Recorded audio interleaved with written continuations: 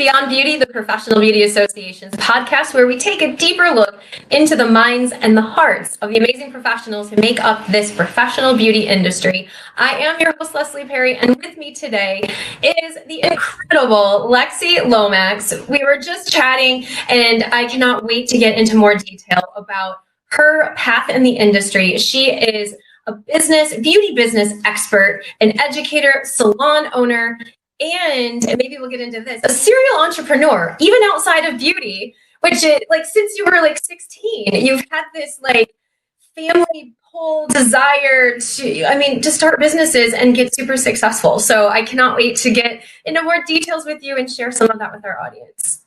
Well, thank you, Leslie. Yeah, serial entrepreneur is probably putting it lightly. Well, and from such a young age, I think the very first time I met you and we talked about that, I was just in awe of how at a young age, as a teenager, you were running businesses, like legit businesses. Where did that come from, that like you thought you could do this and it was just a normal part of life, and it has it's helped, I think, probably guide you in beauty as well? For sure. So, honestly, like, it's just what we did in my family. And my grandparents on both sides, entrepreneurs, my parents, entrepreneurs, and you're looking at me, right? And my husband also, which is so funny, like his family is also entrepreneurial, and both sides of his grandparents. It's really funny. Like, I think there's something in our brains that is just a little bit off, but it's great, right? Like it's a gift. But so I just grew up that's like, when you wanted to make money, like you figured out how to do it. Like, it wasn't like getting a job was never on the radar. Like, when Leslie, I wanted to get a job when I guess I was 15 and a half, like as soon as you could legally work. And I was like, hey, I want to work at the Gap. Because my girlfriends worked at the Gap, and I was like, that's fun. And like, they get paid, like everyone when you're 15. And my parents were like, no. They told me no. And I'm like, no, I'm sorry. Like, kids don't like what? Like, I'm like, some kids, I can hear people complain they want their kids to get a job, right? Right. And my parents were like, no, like, you don't need to get a job. Like, no. I'm like, what the heck? They were like, well, you can work in our business. But I already was. Like, I didn't want to do that. I didn't want to file paperwork and go to the county and like do the stuff. And I didn't want to do what we did. I already knew about that. Like, I had been working in our family business literally probably since birth. Like, and so, but I wanted to work at the Gap. And so my parents eventually, I don't remember, but I did work at the Gap. And like, literally my mom had to drive me there, which I'm sure like galled her in the process. Because I didn't drive yet. And the minute I turned 16, that was great. But I went to work at the Gap, and I was like, this is not the jam. Like this. And I worked at Christmas. Oh, yeah. And I literally still hear the songs like in the salon at Christmas time, like the specific ones. And I can't undo those memories. Right. And it was so like, the people were horrible. The customers were awful. The management was terrible. Like, people napped in their shift. They would go hide in the windows, like at the Gap, like at this one specifically, like had like a door behind, like it was white. And then like, and there was like a little, like probably 2 foot by like 8 feet thing. And then people go hide in there during their shift. Like it was so good for me to see that. But I was like, okay, wait, now I get why my parents didn't want me to have this job. Like, jobs are not cool. Like, but of course a job is wonderful. Right. And now I've had multiple jobs and different bosses and all of those things, but I really, truly like am entrepreneur through and through. And so the thing that really didn't work for me was that like, I had to do what they said, right? Like, show up on time, these sort of things. It was really good to have that structure because I don't like it. And I don't thrive in it, but it taught me a lot of things about responsibility, all the good stuff. But I was like really bothered by the fact that like, I couldn't make more money. Like, I had to work like extra hard to like get those hours. Like, I had to fold the shirt like better than the other girl. Like, that just like, it just didn't make a lot of sense to me from the wild west that I grew up in, where like my dad had ideas over here and my mom did this and that. And by no means were like, it was all sorts of different levels of income in my household. Like it wasn't just always super successful. The success was very high, but there were also lows, right? Like, so I really rode the wave of entrepreneurialism in my household. And when I say it was a Wild West, like for real, my dad and my parents had businesses. Like there's literally the only thing they didn't do was food, but like a restaurant. But we definitely had a vineyard and a winery and a wine business. Like, and that I also was a part of in my young adult life. Like while I've had the salon, we that was still going. So like literally I've done it all. And all of those things like brought me to like, I just want to be my own boss. Like all of those experiences and good and bad. Right. But I thought like, this is where it's at. Like I really, this works for me. Now for other people that obviously doesn't work, and there's nothing like my husband has a job now, and it is wonderful. And we are so grateful for it. And there are parts of that seem really good some days. Like, where I'm like, same income, stability. Yeah. I'm like, man, I'd be so good at customer service. Beauty, why beauty? Having the entrepreneurial spirit, it really does fit well in beauty. But for you, why beauty? So for me, I loved fashion, like right off the bat. And I spent a lot of time with my mom in the salon, and my grandma in Arizona owned a salon. She retired. And then her business was, a farm store, like a Tractor Supply, I guess would be like the closest thing now. But like parts. As an aside, not to interrupt, but I haven't met many people that have that combination, because my mom is a hairstylist and owned a salon, and my dad's a farmer. And I always thought that was such an interesting combination, both entrepreneurs as well, but it works apparently. Grandma had the farm supply and a salon. So yes, and she did. So when she sold the store, my grandparents retired. My grandfather had a job. And he still worked a little bit. I don't know. And she was like, what can I do? Whatever. And she's literally, my grandma is, one of those women that goes on Tuesdays and Fridays and has a like 5 double N helmet that is like shellacked to her head with, I buy her hair a case at a time. I buy her a case. I can appreciate that kind of hair. It's really something else. Shout out to Yancy, who is her hairstylist, who has gotten her off of a roller set and does it with a flat iron. And Granny thinks that's great. Wow. So she loved the salon. She was in the salon. Then she had the salon, and the salon was, and this is all when I'm like 8, 9, 10, 11 kind of going on. And so, and family is really important to our family. So we spent a lot of time like visiting and being all together. And then my mom got her hair done like all the time. She wears a short little bob kind of thing. And so I spent a lot of time in the salon. And I was like, I love this. And then growing up, I was just into it. And it was one of those things like, I just kind of had it, like that. I think a lot of us in the industry, like we kind of, you just get it and it comes easier to you, like styling your girlfriend's hair or like doing some makeup and stuff like that. And so when I started college, I did makeup on the side. Like I didn't have a license. I didn't do whatever, but I would do like hair and makeup for like prom girls or, like nothing like real serious. And that was kind of my first step. And then when I finished when I was in college, I had an opportunity from my family and our family business to buy a building and have a business, but it needed to pay for itself. Like it needed to be a business that I could still finish college. And like, there were things like, and it was like, okay, well, can I was like, Dad, can it be a salon? Like I want it to be a salon. And when I was in high school, I will say that I wanted all my girlfriends, like I wanted none of us to go to college and I wanted all of us to go to beauty school. This is like my wild dream at 17. And I wanted to have like a big bus that we would take around and do hair. That was like how I thought life should go. Like, I don't know, ridiculous. Still go that way, honestly. It could, right? And now can I tell you, they all wish they went to beauty school. But so then, as long story, like I'll make it short, but ultimately the salon model, when I brought it to my dad, like I had to do all the business plan. He was like, yeah, figure it out, bring it back to me. Let's look. So I did all of that. I brought it back and he's like, I think this might work. And then from that moment forward, he tried to talk me out of it.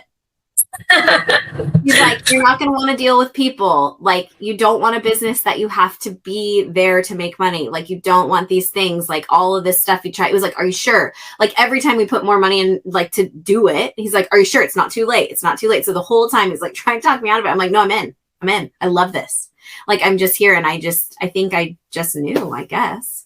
And here I am 17 years later from the day that we opened the salon this year. And I love it. That you were just talking about, like your dad even having the foresight to know, like, those are still the same struggles that a lot of salon owners still face today. What advice do you have? I mean, as someone who, as an expert who helps coach them through these processes, or how to set that up as a successful salon owner, what can that even look like? Well, the first thing that with anybody that I work with, or even any conversation that I have with somebody that like wants to talk about business, I'm like, okay, what's the point? Like, what is the point? What is the main, like, you know, we need to know what the point of your business is. And it seems like kind of a silly question, but it's not always to make money. It's not always, like, sometimes there's bigger things at play. Sometimes we've got to get to retire. Like, your point can change through your business, right? So there are various things, but we need to know what you want. What do you want out of this? Because if we are building a business, because I can help anybody make more money, like, for sure, I can do that, like, with my eyes closed. That's like, that's fun for me.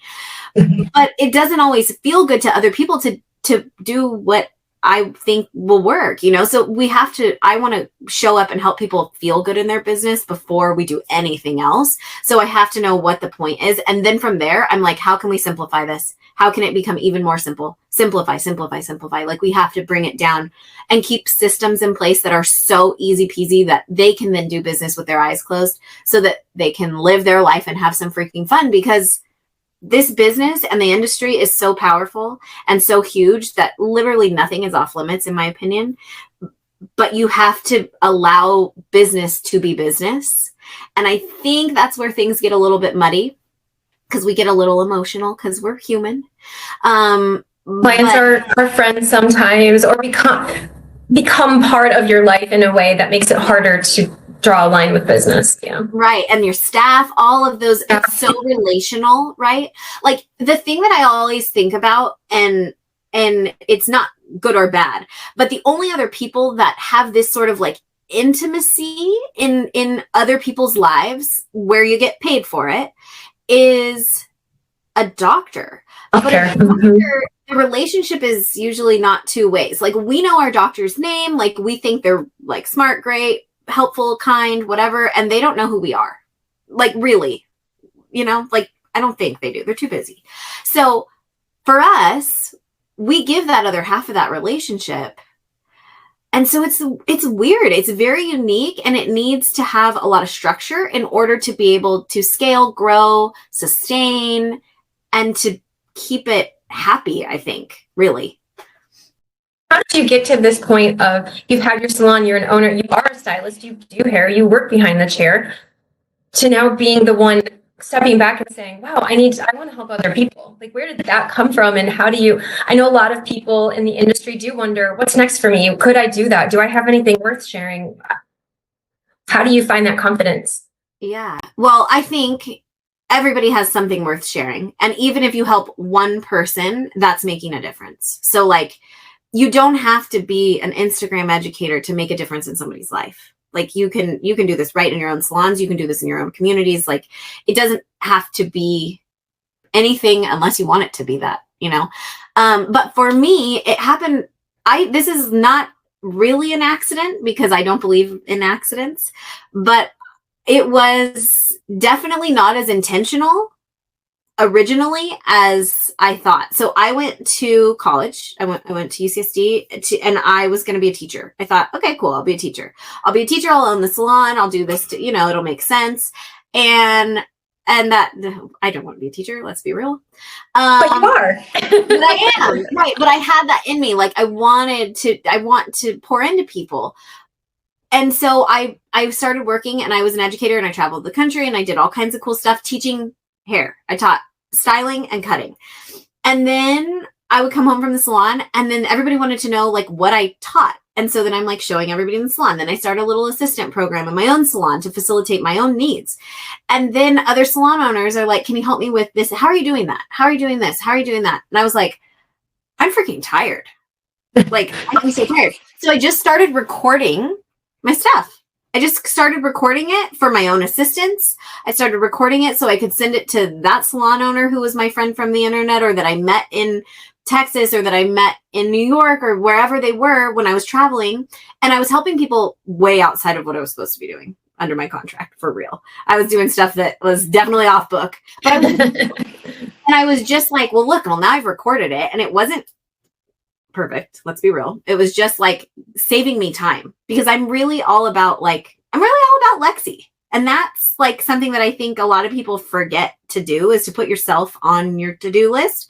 And so for me, I'm like, well, I want to help those people, but not at the cost of my own like happiness. And so then more and more people were like, well, hey, can you send me that video? And then I was like, okay, wait, there's something here. Like, I need to structure this and really help people. And the thing that happened from those organic videos was I was talking to like that person, and then they would share it, and then they were like, well, that doesn't make sense. I'm like, well, yeah, because we didn't have a conversation. And so I needed to make it more broad and more specific in other ways so that it could help people. And so I just started with a little mastermind, and it was 6 people, and then I would have another group, and we would do 6 months together. And from there, now I am, thousands of people later, and it's honestly the greatest gift. But it just happened because people were asking for it. And I think that's something that in business, like, you got to listen. Right? Like, as a salon owner, what's your staff like looking for? What are they looking for? And what are your clients asking you behind the chair? Like, what's that thing that you get asked over and over and over again? Because I think that there's a gift in there. You just have to find it. And so the confidence came for me via proof, I guess. And I didn't take it too seriously. I wasn't like, I'm going to be an Instagram coach. I don't even exist then. Like, I just was like, I'm here to help people. And I think when you come from a heart-centered place, regardless of what you're doing in our industry and life, you're going to see things unfold in a way that will support you and give back to you as well. What keeps you inspired and keeps you going? 17 years in the industry. That's a lot of years, especially in this industry. For real, especially. I know, right? I mean, it's like, it's not even possible. It's not possible. I think that all the time. I'm like, what just happened? I'm like putting on some face cream this morning, like, doing my thing. And I thought, I care. Holy smokes. Like, this has been a long time. I think, like, even working here at PBA, and we have this amazing team and a young team. And when did I not? How am I not the young one anymore? What happened? I'm telling you, Leslie, that is real. The other day, my current assistants, who I love, this is like just the real truth. They said something and I was like, what? Like, no, I can't do that like that here. And I'm like, oh, I am now, like, I used to be the young person in my own salon, and I'm now the granny. Like, this is where we're at. And it's a beautiful thing. And I had to have like a chat about it. But in order to, there were times where I wanted to throw in the towel. Like, I wanted to quit so bad. I hated the salon. I didn't care if I didn't care. Like, I was like, take it, but I couldn't, because I had a huge financial obligation to the bank, which I still have part of because I've been paying on it for 17 years, but it's still pretty big. So I didn't have an out. And so I had to make it work. And I think that that's like what the difference is people just quit when it's easy. And I would have quit probably I would have quit and probably regretted it. But I opened in 2007. Things were amazing. I graduated college in 2008, and 9, 10, and 11 were brutal. I couldn't even get a job if I needed a recession around that time. Yeah. So like as a new college grad, I was like, okay, well, I need to make some more money, because the salon's like, it's not where we were. Like, when I was in college, I was making tons of money and was a little bit irresponsible.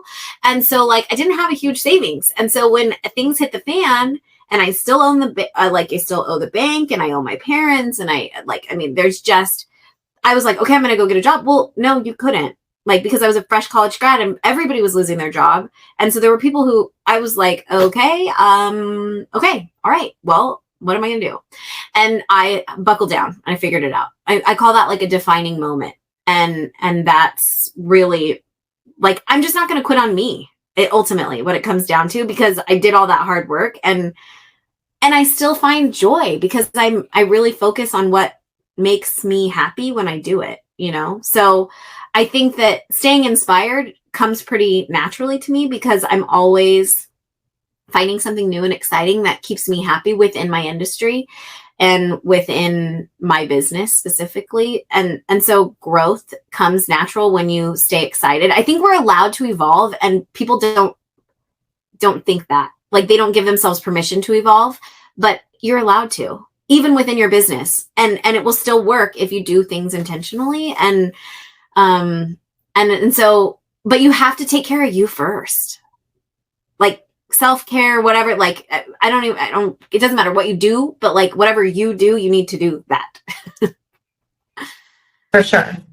And it's hard when we are the ones that might be the self-care for everyone else to remind ourselves to do that, or to take the time when we feel like we don't have it. Yeah. Well, and so that's the thing, is we don't have time. I don't have time. I really, like, I don't have time. I have 25 women that work at my salon. I have a almost 1-year-old baby. I have a husband. I have family. I have friends. Like, I have hobbies. You know, I don't have time. But what I really don't have time for is not doing it. Because then what happens? Then the whole thing falls apart. Then I can't lead well. If I can't self-lead, then I can't lead my team. And if I can't lead my team, then like, and this all comes down to like, the sky will fall, right? Like, you have to choose you, but you have to make the stakes high enough that you care. Missing, do you think, in beauty today, in the industry today? Do you see something that you're like, man, I want to do this, or we need to work on that? How long do we have? No, I have. You're like, I want to do this. Yeah, I want to do so many things. And then I'm going to take a nap, right? Like, that's what I say. But I think in terms of beauty, like, I really love when I see people coming together and really supporting each other. Not like BS, like fake stuff. I like to see people really doing it and like being supportive of one another and having relationships between different salons and it not being a thing. Because when I started, 17 years ago, things were real different. Very different. And I was not a stylist. I wasn't licensed. I missed that part of my story. So after I graduated college and I couldn't get a job, I was like, well, my dreams are coming true. I get to be a cosmetologist and my parents are going to support it. Which was, like, not always the case. And so I think that I had a terrible experience as an outsider coming into the industry. Not terrible, but like, yeah, I guess it wasn't good. Like, it was not good. And that was by other salon owners. I had sales reps. I had marketing people. I mean, you name it, industry people treated me with less than the appropriate amount of respect. I think still sort of exists a little, even though we're doing a great job, like, moving forward. And I am like really trying to be a part of changing that in terms of with young stylists coming up and how we operate and how I lead my team and students and people that I work with.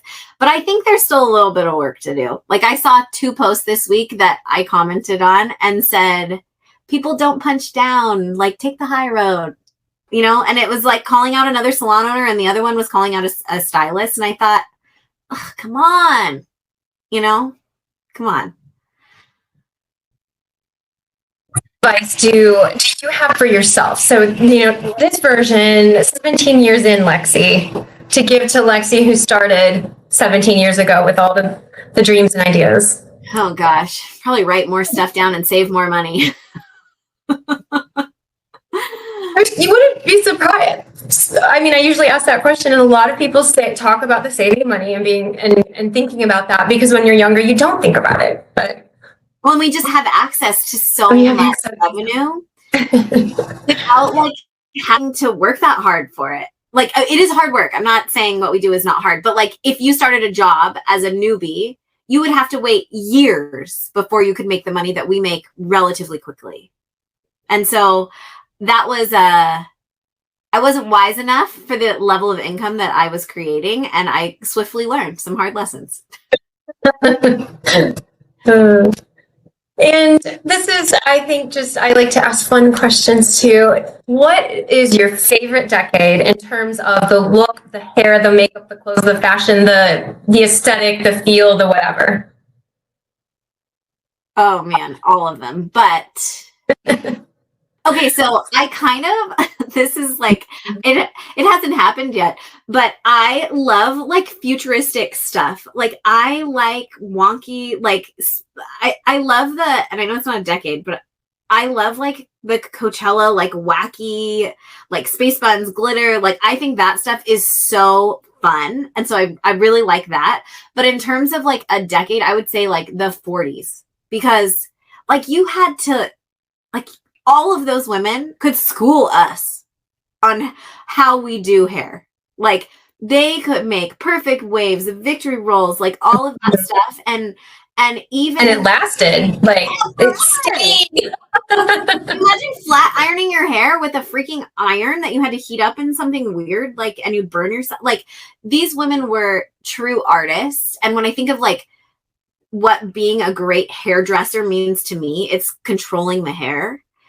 And as much as like I love a messy updo and like that's my MO, that's not like, I mean, sometimes it's true art, but like for the most part, like not everybody could do that 40s thing. And so I think that like that craft and attention to detail and all of that, like, and the fashion, everything was very, you know, the new look. And I just, to me, I think tailored and beautiful. Yeah. Yeah. We don't have that anymore because we're all like, I don't know, in my ripped jeans and my sweatshirt. And it makes you feel like all put together. Absolutely. And I think that probably those women, like when they did that, like that probably was very influential in like us being able to have our jobs, you know, like that elevation and all of that, and I'm sure that, I mean, I think like even Cleopatra loved beauty. So like, it's not like just in the 40s or something, but, I think that it probably gave them such confidence and all of that, and that's not really that long ago. So like those ideals and things have been passed down generationally and are affecting us still today, I think. And, even as casual as we are, I just think that that's kind of a cool part of history to look at beauty. For sure. My grandma was in her 20s at that time, and we have some photos from that. And it's, I mean, she had the victory rolls, the suits that were completely tailored. My grandfather always, you know, they had the hats and they went out, and it was just a beautiful look, a beautiful aesthetic. So fun. So any final thoughts, parting wisdom that you want to share? Oh my gosh, well, this has been so fun, Leslie. Thank you. I would say keep talking forever. So I know. I love it. I think that for anybody listening, like if you're thinking, man, like I think if you're like, I want to do something in my business, or you have that nudge, or you have like some idea that you just have been like marinating on, or something that you want to do for you, like I would say, like, take some action, try it on. You don't know what's going to happen, but I guarantee you, if you don't take action, that idea, that thing is going to be given to someone else. And like that has happened to me. I'm sure Leslie, like we all have experienced something like that. And those ideas are given to us for a reason. Like, I don't think there's any way to avoid that. And so if you have an idea, if you have a nudge, like put some pencil to paper and just try it on. See where that takes you. Maybe it's not for you, but that's okay too. Like it's yours to find out. When I started my own business like 8 years ago when I was in Michigan, but I remember, and my sister, who's younger than me, but sometimes much wiser, told me that, you know, she said, you're at a point where the fear of failure is much less than the sting of regret. And don't let your life have that sting of regret of not taking action and doing it and trying it. And if it doesn't work, it doesn't work. So you learn and you grow and you move on. Absolutely. I say fail forward. Fail forward. Yes, that's it. I love it. I love it. Well, thank you again for spending some time with us. So appreciate it and appreciate you and all that you give to the industry, and look forward to seeing you sometime in 2023 in real life. Amazing. Thank you, Leslie. And thank you. Thanks. Bye. Bye.